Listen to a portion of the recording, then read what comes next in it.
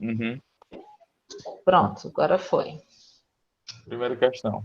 A implementação das precauções padrão constitui a principal medida de prevenção da transmissão entre pacientes e profissionais de saúde e deve ser adotada no cuidado de todos os pacientes, independentemente dos fatores de risco ou doenças de base. São ações de precauções padrão as citadas a seguinte, exceto a higienização das mãos antes e pós o contato com o paciente, está correta. B. O uso de máscara N95 no paciente durante o transporte.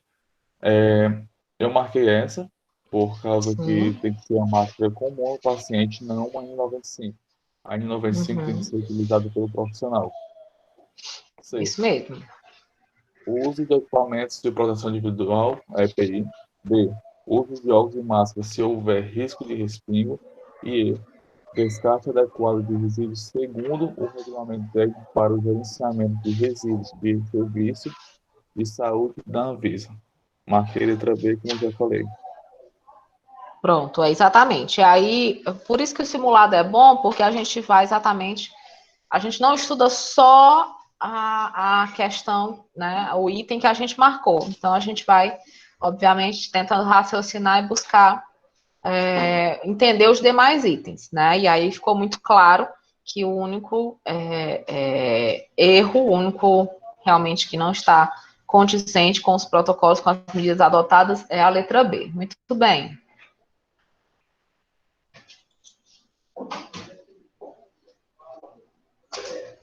Eu ia avisar alguma coisa. Obrigado, viu? Tchau. Oi.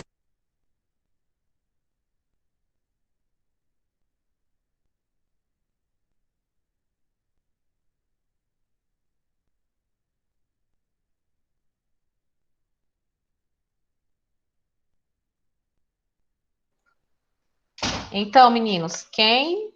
Alguém levantou a mão? Os trabalhadores da área da saúde encontram-se em permanente contato com agentes biológicos.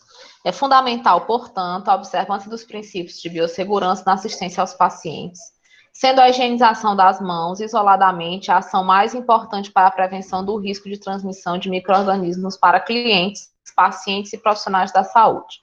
Sobre a higienização das mãos, assinale a alternativa correta.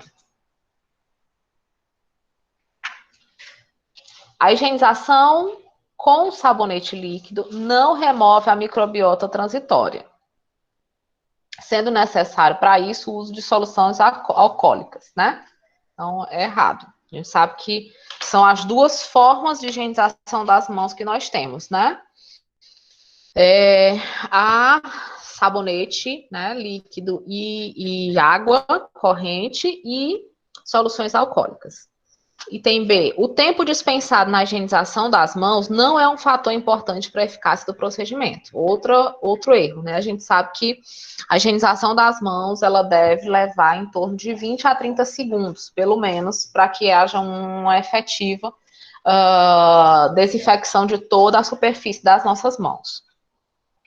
Nos serviços de saúde, recomenda-se o uso de sabonete em barra para higienização das mãos, né? E aí já matou, porque não é o em barra, é o em líquido. As preparações alcoólicas para higienização das mãos são apropriadas quando as mãos estiverem visivelmente sujas ou contaminadas com material proteico. É o inverso, né? A gente sabe que quando tiver sujidade visível, só a higienização com as preparações alcoólicas não é suficiente. Tem que haver a higienização com sabonete líquido e água corrente.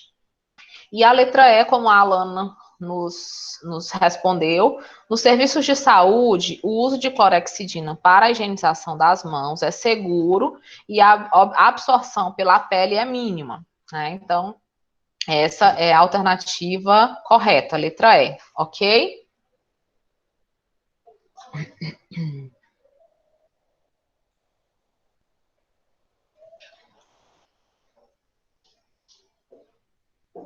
Podemos avançar? Quem quer ler aí a terceira, por favor?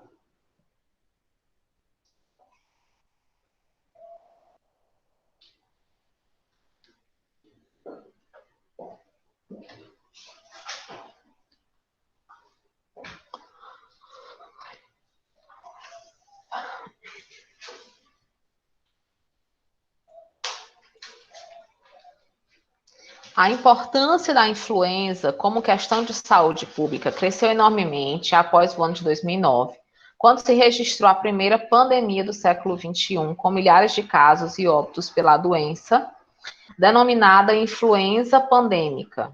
H1N1 de 2009, em relação ao tema, é estabelecido que a notificação compulsória por novo subtipo de influenza seja realizada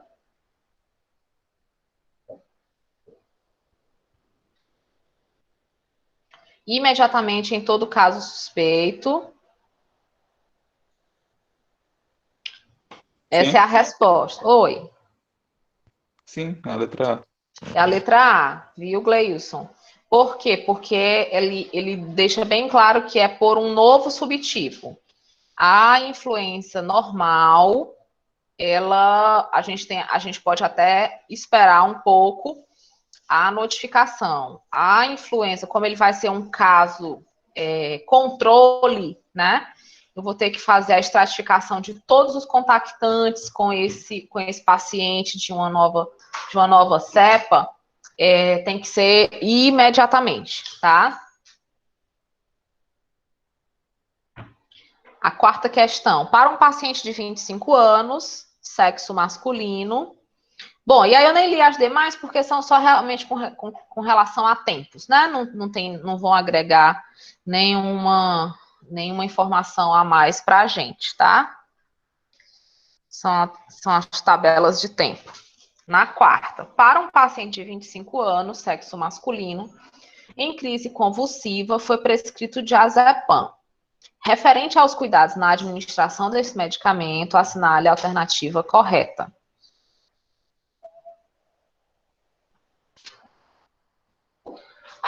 Sempre diluir em 250 ml de solução salina? Não, só se a prescrição médica estiver essa diluição. Utilizar a via intramuscular, que é a mais segura? Não, né? Sobretudo num paciente com crise convulsiva, que vocês sabem que ele fica se debatendo, né? Ela passa a não ser uma via segura. Não administrar se a crise convulsiva já tiver cessado. A Alana está dizendo que é essa. Vamos continuar as demais para a gente ver se é essa. A velocidade máxima de infusão é de 50 miligramas por minuto. Não. Administrar diazepam 50 miligramas IV lento em bolos, né? Também não, tá? A resposta realmente correta é a da Alana. Não administrar se a crise já tiver cessado. Se ela já estiver parada, a gente não administra mais o diazepam. Ele é feito mesmo no caso do paciente em crise, tá? Quinta questão. Durante o exame físico de um paciente do sexo masculino de 55 anos, o enfermeiro observa que ele se encontra inconsciente, respondendo apenas à agitação vigorosa ou à dor, porém mantém resposta motora adequada, retira o membro para evitar a dor. Nesse caso, qual é o nível de consciência apresentado?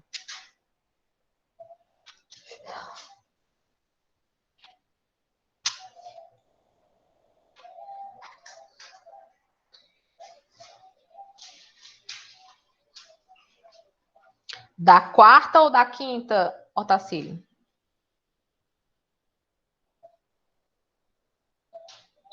Tá. Letárgico, né? O quadro que esse paciente está apresentando, ele tem resposta, né? A agitação vigorosa ou a dor. Então, a gente faz testes de provocação de dor em alguns pacientes, né? Porém, ele mantém resposta motora adequada. Então, ele retira o membro. O paciente letárgico, ele não tem resposta alguma, tá? Ou então, a resposta ela é muito lentificada, certo? Então, além, né, desse paciente se encontrar num estado de inconsciência muito semelhante a um quadro de sono profundo, né? Então, se ele está nesse sono profundo, ele não, no quadro de letargia, ele não consegue ter essa resposta de retirar o membro para evitar a dor, tá? No caso do estupor, né?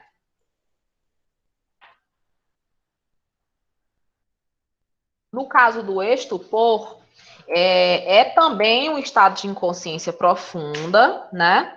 Mas ele tem uma capacidade de reagir, né, a esses estímulos, certo? É a principal diferença do letárgico para o estupor é essa resposta ao estímulo, tá? O estímulo doloroso. O sonolento, né? O sonolento não, porque esse paciente já está afirmando que ele é inconsciente, né? Ele está inconsciente, então ele está numa espécie de coma, uma espécie né? De sono profundo. O AD, que é o coma, no coma, seja ele induzido, seja ele fisiológico, ele também não consegue responder à dor, né? Não consegue ter essas respostas, nem a fotossensibilidade. E, no caso, o alerta é que não é, né? O alerta realmente aí é a opção que menos se enquadraria nessa questão, tá? Ok. Por isso que a gente precisa, gente, conhecer muito bem todos os significados desses quadros, né? Do letárgico, do estupor, do coma, para que a gente consiga entender, né, todas as diferenças, tá bom? Vamos para a sexta. Em um paciente de 18 anos com queimaduras de segundo grau em cabeça, pescoço e tronco, a área queimada, de acordo com a regra dos 9, é... 36. Aí, gente, existe 4,5. Pronto, existe uma fórmula, né, para que a gente faça esse cálculo. Então, vocês precisam, né, estudar essa fórmula, tá? Qual foi o que você calculou? Assim, professora, tanto posterior e anterior da cabeça é 4,5, então dá 9. E no tronco só foi a parte anterior, que dá 18. 18 com 9 tem 6, letra B.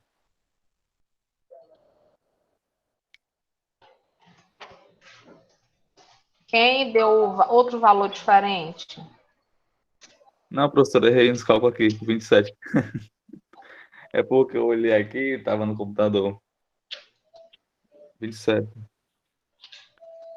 Tanto que é 9 da cabeça e 18 do tronco. Isso, é 27, viu?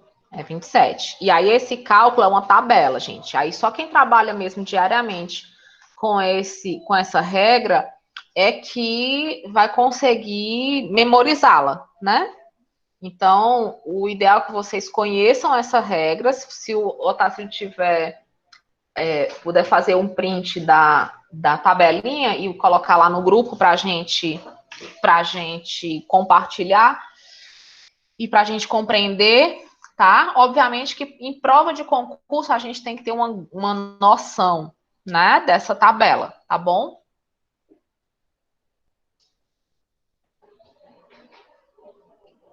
Sétima.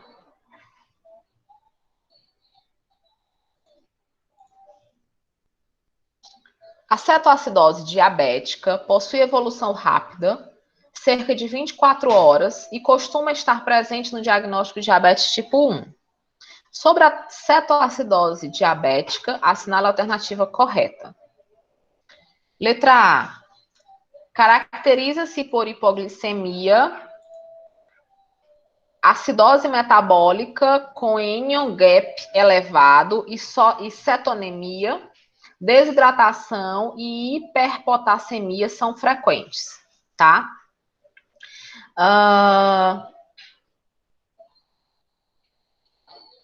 Letra B. Vou ler todas as alternativas, depois, se alguém já tiver chegado a uma delas, coloque aí no chat. Na chegada do paciente, deve-se avaliar sinais vitais, status cardiorrespiratório e mental, além de hidratação através do turgor cutâneo, mucosas e débito urinário. A glicose sérica é usualmente menor que 50 miligramas por decilitros. Não é indicada a administração de soro fisiológico, 0,9%, na suspeita de choque, desencadeado pelo estado de cetoacidose. Letra E, a administração de bicarbonato de sódio para pacientes com pH menor que 7 é indicada apenas na síndrome hiperosmolar não cetótica. Alguém tem essa resposta? Essa já é uma questão mais avançada do que o nível de vocês, né, gente? Aqui a gente vai ver essa parte lá na clínica 2 ou nos cuidados críticos aos pacientes, certo? Mas, obviamente, serve para a gente já ir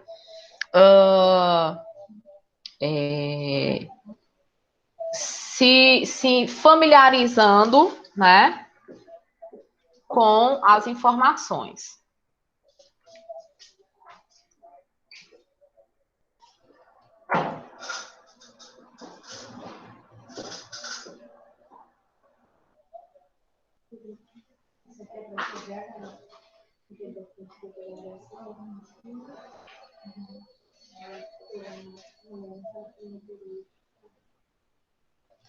Vamos, então, lá.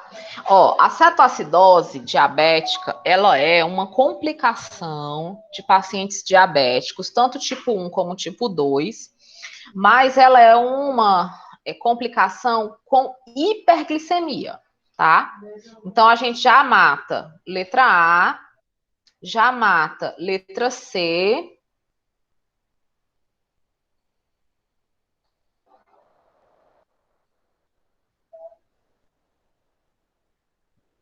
Pronto, já matamos duas questões, duas alternativas, né?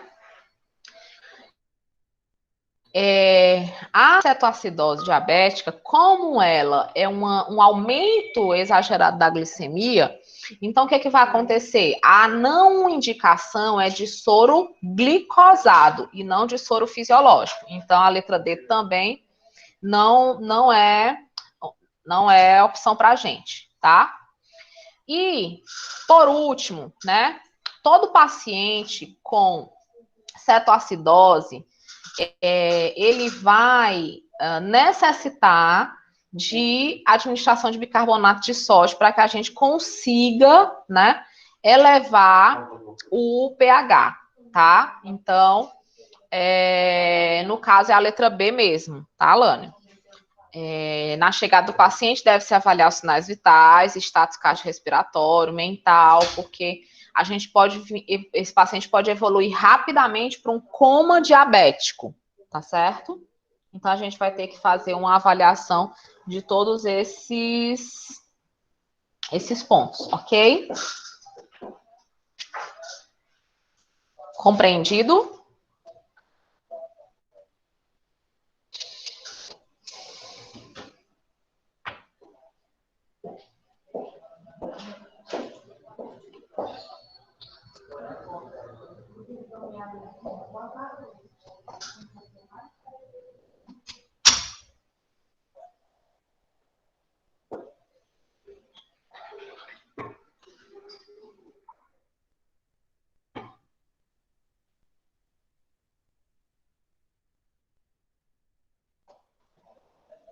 A elasticidade, turgor cutâneo é a elasticidade da pele, tá?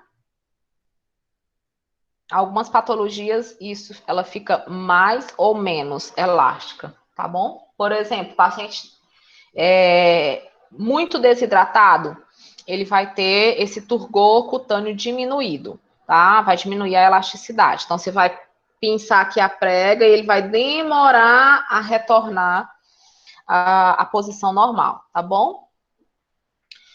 Oitava, o enfermeiro, ao realizar o exame físico dos membros inferiores de uma paciente internada em uma unidade clínica médica, observa o sinal da bandeira, que consiste na menor mobilidade da panturrilha empastada ao se comparar um membro inferior com o outro durante a palpação. Diante do quadro, o enfermeiro comunica ao médico, pois esse sinal pode estar relacionado a... Quem foi que fez essa questão?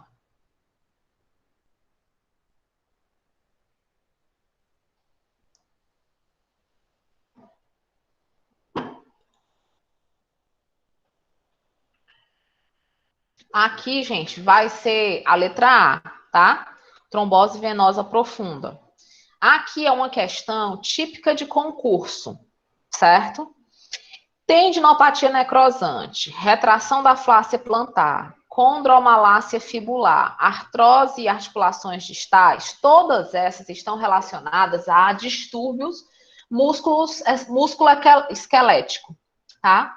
Então, a única opção que não está relacionada a isso é a da trombose venosa profunda, certo? De qualquer forma, a questão da mobilidade da panturrilha, né? Ela é exatamente usualmente essas tromboses que ocorrem, elas ocorrem a nível de panturrilha, a nível das veias, né? Na panturrilha, tá bom? Ok? E aí serve para vocês já estudarem, né? E aí, obviamente, isso é mais na clínica, né? Da professora Carla, mas já serve para vocês estudarem sucintamente o que são cada um desses outros diagnósticos, né? Isso puxa para vocês saberem aí esses demais significados, tá certo?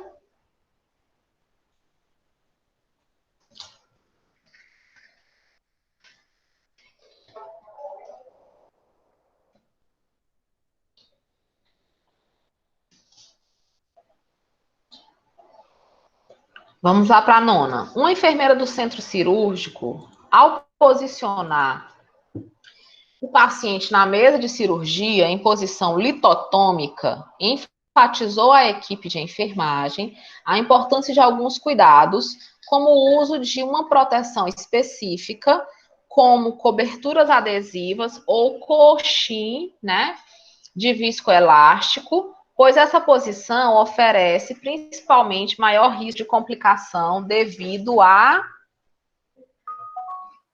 Professora, Oi. como eu não sabia, eu fui pesquisar o que era esse coxim viscoelástico. E fica de, debaixo da mulher, né? Quando ela está fazendo algum exame ou fazendo o próprio parto.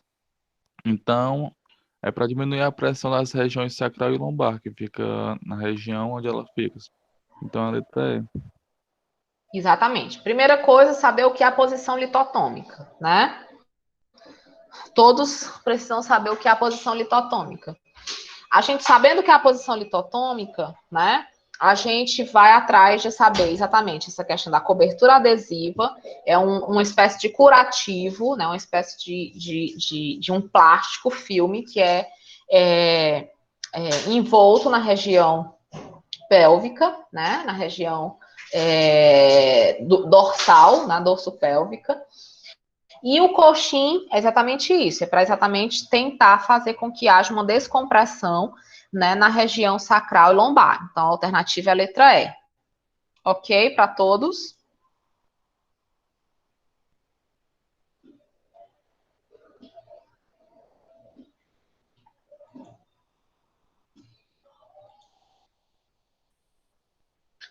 Vamos lá. Questão de teoria, ó. A seleção de uma teoria funciona como um alicerce estrutural para a implantação da sistematização da assistência de enfermagem. Nesse sentido, é correto afirmar que a teoria de Dorothea Oren é conhecida como... Autocuidado. Teoria do autocuidado, exatamente. Viu? Teoria do autocuidado. Então, é muito importante, gente, que vocês aprendam o nome do teórico com o nome da teoria. Façam sempre essa associação, tá bom? Isso é muito comum em prova de concurso, né? E aí vocês fizeram um simulado. Vocês viram que qualquer questão joga vocês lá para baixo, joga vocês para trás, né? Então, é muito importante que a gente não perca questões simples, né? Questões de memorização, porque aí é memorização. Doroteia em autocuidado. Necessidades humanas básicas vão de águia a horta, né? Então, a gente vai ter que ir memorizando essas teorias, tá bom? 11ª. As ações da equipe de enfermagem devem ser pautadas nos domínios da enfermagem, direcionadas pela identificação, avaliação, diagnóstico, implementação de ações ou intervenções de enfermagem que atendam às necessidades humanas básicas. Nesse contexto, é reconhecido o atendimento das necessidades humanas básicas como elementos norteadores da prática da equipe de enfermagem e que se relacionam aos cuidados de enfermagem em seus 3 níveis, sendo necessidades primárias, secundárias e terciárias, necessidades fisiológicas, biológicas e estruturais, necessidades imediatas e recorrentes, necessidades psicobiológicas, psicossociais e psicoespirituais, necessidades básicas, complexas e complementares. Gleison está informando que é a letra D, que ele marcou a letra D. Todos compreenderam que é a letra D? Necessidades primárias, secundárias e terciárias, gente, então, está relacionado ao SUS, né? Ao formato de assistência baseado nos níveis de assistência do SUS, certo? Primário, secundário e terciário.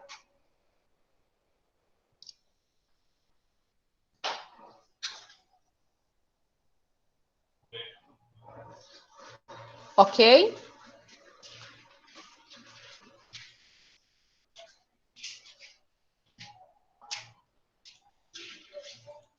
Bom, 12ª. A enfermagem dispõe de vários sistemas de classificação, cujo desenvolvimento está relacionado a alguma fase do processo de enfermagem. Dentre os sistemas de classificação, também conhecidos como taxonomias, um dos mais conhecidos e utilizados é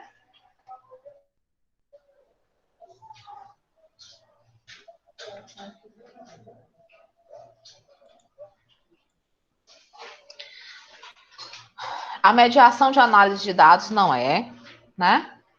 A classificação e protocolos da assistência, também não é. O sistema de informação de registros de enfermagem, também não é. A classificação e enfermagem holística, que eu acho que inclusive, nem existe. E a letra E, a classificação de intervenções de enfermagem, que é a NIC, tá? Então, a NIC é um desses exemplos, ok? 13ª. Preencha as lacunas e assinala a alternativa correta. Consideradas as legislações do Conselho Federal de Enfermagem sobre a sistematização da assistência de enfermagem, é correto afirmar que a SAI organiza o trabalho quanto ao método, tá? Ao pessoal e aos instrumentos.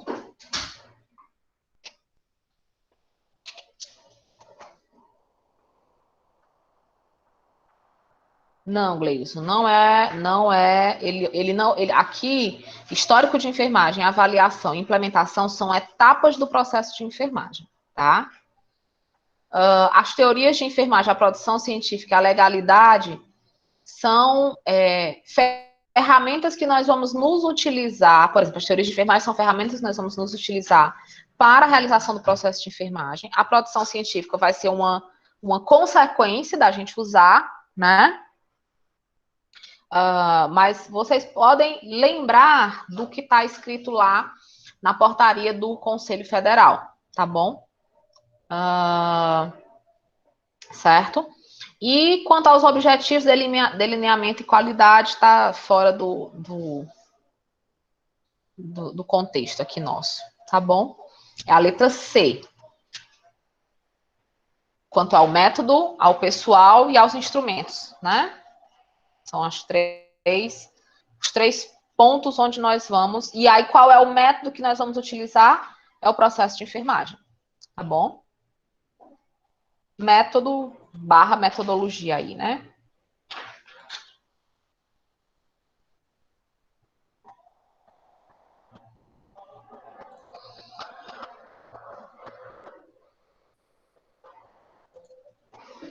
Décima quarta. Paciente sexo masculino, 60 anos, está internado na clínica médica com quadro de DPOC, doença pulmonar obstrutiva crônica. A enfermeira do setor realizou o diagnóstico de enfermagem. Troca de gases prejudicada, evidenciada por batimento de asas do nariz, relacionada a desequilíbrio na relação ventilação-perfusão. Com base nesse diagnóstico, uma das intervenções mais adequadas pode ser... C. Exatamente, letra C. Vamos lá, letra A. Estado respiratório, troca de gás, não é uma intervenção. A intervenção, ela está mais um sempre diagnóstico, no né, verbo, né? Exatamente. A gente aí já mataria a letra C só pelo verbo, né?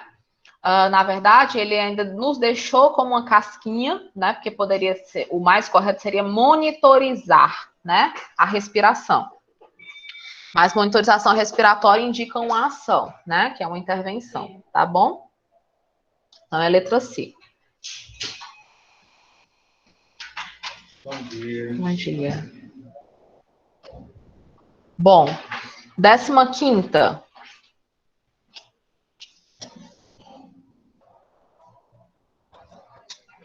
No dimensionamento dos profissionais de enfermagem, o percentual a ser acrescentado ao quantitativo de profissionais para assegurar a cobertura de férias e ausências não previstas é...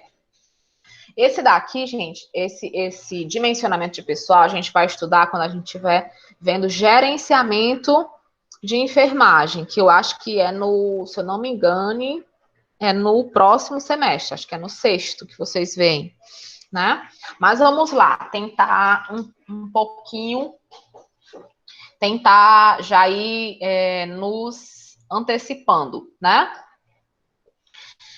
Esse índice, né, de que a gente garanta que eu vou ter profissionais para assegurar coberturas de férias e ausências não previstas, como atestados, como faltas, enfim, ele é o índice de segurança técnica.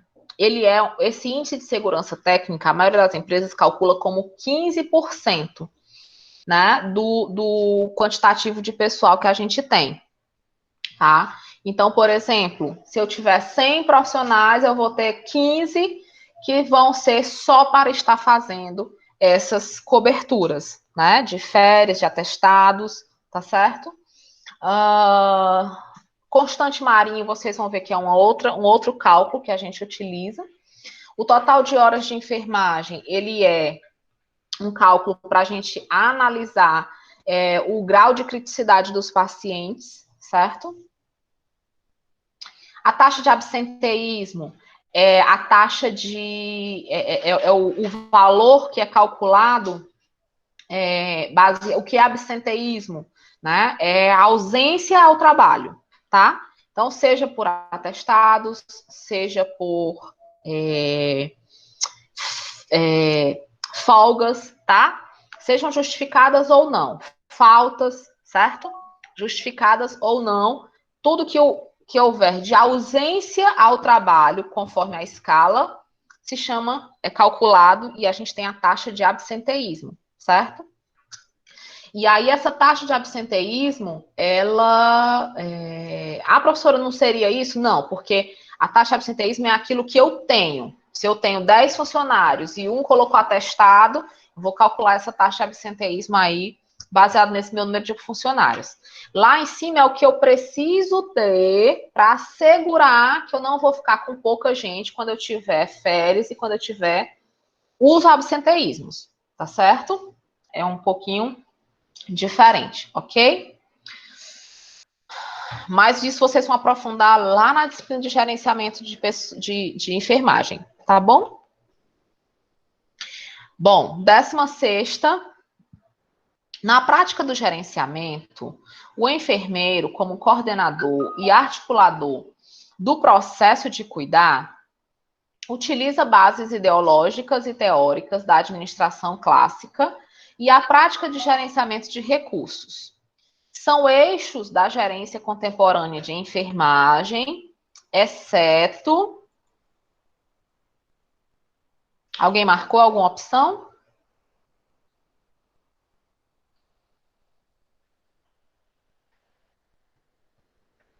Marquei a D, professor. Aí é a D, né, gente? Tá muito clara, porque clínica centrada na atenção hospitalar e no profissional, não, né? Hoje em dia a gente atua nos diversos níveis de atenção. Então, os demais, integralidade, acolhimento, classificação de risco e grau de dependência dos cuidados de enfermagem e a resolutividade são, sim, né, eixos inerentes à gerência de enfermagem, tá? Então, realmente sobra aí a letra D, que a gente não trata a gerência de enfermagem apenas na área hospitalar, tá bom? Então, por isso, aí de antemão a falha, né? Vamos para a 17ª. Sobre o processo de acreditação hospitalar, assinale a alternativa correta. Alguém fez essa questão? Eita, meus olhinhos chegam, brilham. Marquei a B, mas acho que está errado. Vamos lá. Letra A. O processo de acreditação é um método de consenso, racionalização e ordenação das organizações prestadoras de serviços hospitalares e principalmente de educação permanente dos seus profissionais. Letra B. O método de avaliação tem caráter fiscalizatório e visa essencialmente verificar situações que possam colocar em risco a segurança do paciente. Letra C. Para avaliar a qualidade assistencial da organização prestadora de serviços hospitalares, é utilizado um instrumento de auditoria interna individual para cada local. Essa daqui está errada, tá, gente? O instrumento utilizado para fazer a avaliação da qualidade é o Manual da Organização Nacional de Acreditação, o Manual da ONA, tá? Não é um instrumento de auditoria interna, é um instrumento a nível nacional. São 8 os níveis de acreditação, sendo que o nível 8 refere-se ao serviço com acreditação plena em princípio de gestão. Não, são 3 níveis, tá? São 3 os níveis de assistência. Você passa para a chega. E a letra E, a certificação, após ser concedida, né, atender a critérios de gestão e estruturais, é válida por um período de 5 anos. Também não, é válida por um período de 1 ano, tá bom? Então, vamos lá, ficou entre A e B. Todas as outras eu já desclassifiquei. Letra A, o processo de acreditação é um método de consenso, racionalização, pode ficar, racionalização e ordenação das organizações prestadoras de serviços hospitalares e principalmente de educação permanente nos seus profissionais. Essa daqui está totalmente correta, gente, tá? Vamos ver, só rever a letra B. Vocês que vão fazer concurso, tomem cuidado com as palavras. Essencialmente, prioritariamente, apenas, né? Tomem cuidado com essas palavras, tá?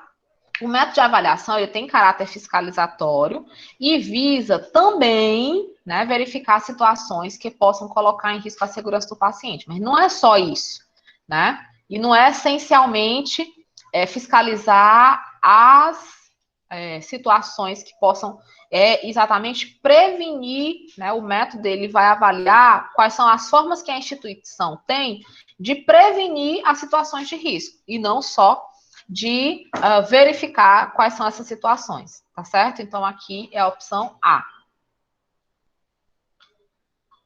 18ª,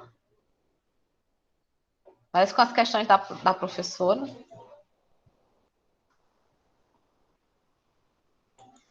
18ª, sobre o sistema de classificação de pacientes. Informe se é verdadeiro ou falso o que se afirma a seguir e assinale a alternativa com a sequência correta. É um instrumento útil para o planejamento da assistência de enfermagem? Sim, o sistema de classificação, gente, é como eu vou... ele é fundamental para a aplicação da sistematização da assistência de enfermagem. Por quê? Eu vou avaliar em unidade tal, aquele paciente, eu tenho 10 pacientes que requerem cuidados mínimos e eu tenho 2 pacientes que requerem cuidados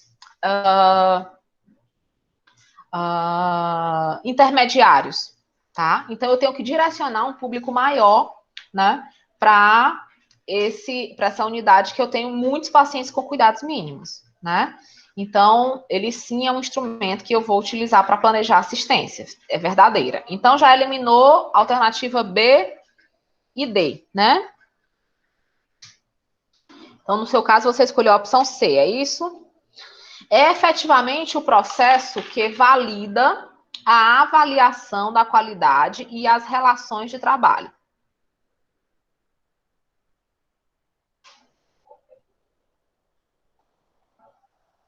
Na avaliação da qualidade, gente, não é validada pelo sistema de classificação de pacientes, não. Tá bom? Uma coisa não tem nada a ver com a outra, certo? Tem relação, mas assim, não diretamente, né? Como ele está dizendo aqui, que valida, né? A outra alternativa. É importante para mensurar questões subjetivas que toda prática de saúde envolve. Gente, a gente tem que trabalhar com objetividade, tá? A prática de saúde, ela trabalha com questões objetivas e não com questões subjetivas, tá? Eu não posso depender se é o Otacílio que está de plantão, se é a Alana que está de plantão, se é o Gleison que está de plantão, isso é a subjetividade, né? Para programar, para planejar a minha assistência, tá certo? Não pode ser assim, tem que ser de forma objetiva. E, então, letra A já está fora, né? Letra E também já está fora, então já até aí a gente já teria só a letra C, né? Mas vamos ver se é a letra C. Relaciona-se ao dimensionamento de recursos humanos e materiais e para a distribuição das atividades entre os membros da equipe de enfermagem, conforme a capacitação de cada membro e gravidade do paciente, que eu acabei de falar, né? Eu vou classificar qual é o índice de gravidade, e aí eu vou verificar qual é o nível de cuidado que esse paciente requer para fazer o planejamento, dimensionamento de recursos humanos, planejamento de material. Então, é a letra C mesmo, tá bom?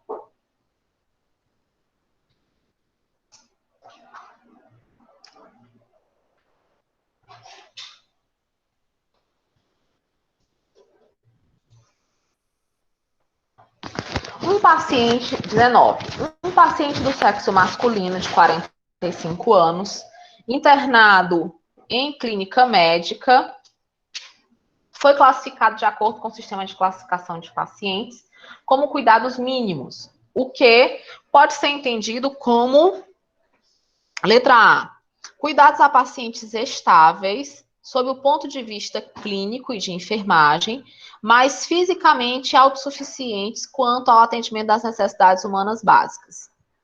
Letra B, cuidados a pacientes estáveis, sob o ponto de vista clínico e de enfermagem, com parcial dependência das ações de enfermagem para atendimento das necessidades humanas básicas. Cuidados, pacientes crônicos, estáveis sob o ponto de vista clínico e de enfermagem, porém, com total dependência das ações de enfermagem. Gente, o nome mínimo já está dizendo, né? Esse paciente, ele requer pouquíssimos cuidados. São aqueles pacientes que já estão estáveis sob o ponto de vista clínico e de enfermagem, né? E que são autossuficientes para ir ao banheiro sozinho. Obviamente, ele precisa estar internado para dar continuidade a um tratamento medicamentoso, para a realização de um curativo, mas é uma assistência mínima, né, que a enfermagem vai dar para esse tipo de paciente, tá bom? Então, a opção é a letra A, certo? As demais classificações, cuidados mínimos, cuidados semi-intensivos, cuidados intensivos, cuidados paliativos, tá? E cuidados intermediários são as principais classificações que o paciente ele vai ter, conforme as escalas, tá bom?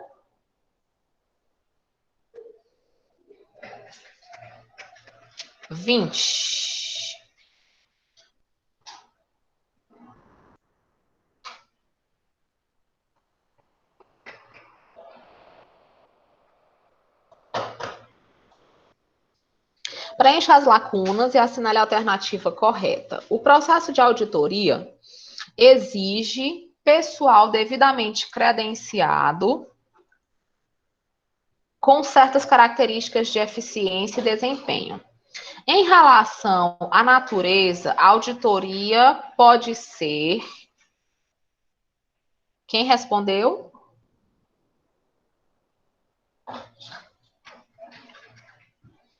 No primeiro caso, realiza-se em períodos certos, com objetivos regulares de comprovação. No segundo, atende a uma necessidade no momento. Tá. É letra E mesmo, tá? Nós temos todos esses outros tipos de auditoria, tá, gente? Temos a auditoria qualitativa e quantitativa, mas não cabe aqui essa descrição, essa definição. Temos a retrospectiva e a introspectiva. Não, na verdade, a retrospectiva e a prospectiva.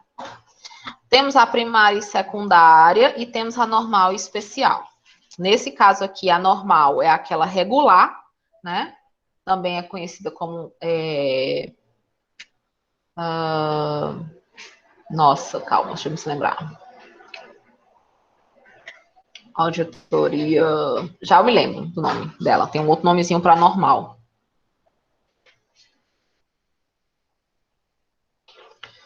É... 21, enquanto eu me lembro do nome.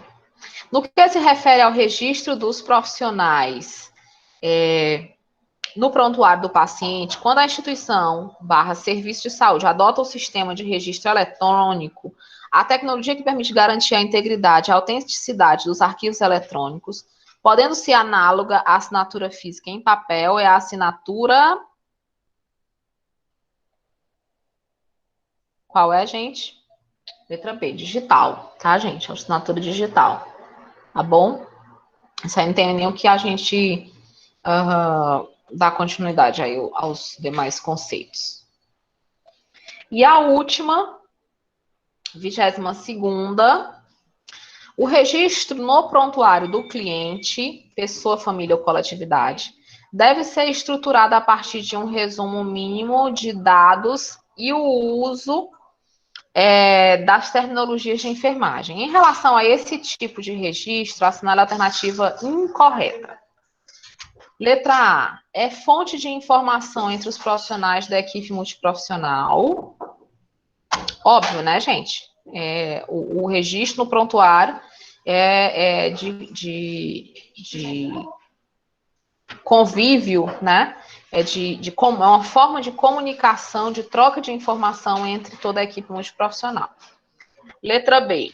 Embora não se constitua em exigência legal, é prova do atendimento prestado. Claro que é essa, tá, gente? A gente vai já discutir as outras, mas essa é óbvio. É uma exigência legal, tá? Prontuário do paciente é uma exigência legal, certo? Letra C, fornece subsídios para a continuidade do planejamento dos cuidados de enfermagem para o planejamento assistencial da equipe multiprofissional. Obviamente, se ele é uma fonte de informação para a equipe multiprofissional vai se utilizar das informações que estão neles para realizar o seu planejamento, tá bom? Letra D, permite a auditoria da assistência prestada e subsidia a análise de custos para o pagamento de serviços oferecidos à clientela, né? As duas coisas, né? Tanto ajuda na auditoria como na análise de custos, certo?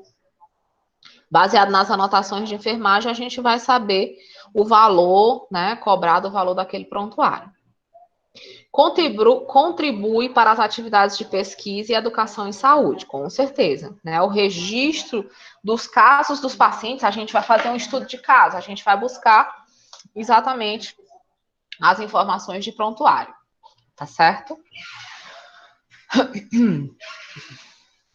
Bom, gente, até aqui, dúvidas? Perguntas? Hoje só vai dar tempo a gente discutir a primeira prova, né? Na próxima segunda, a gente discute a segunda, tá bom? Vou encerrar aqui a gravação.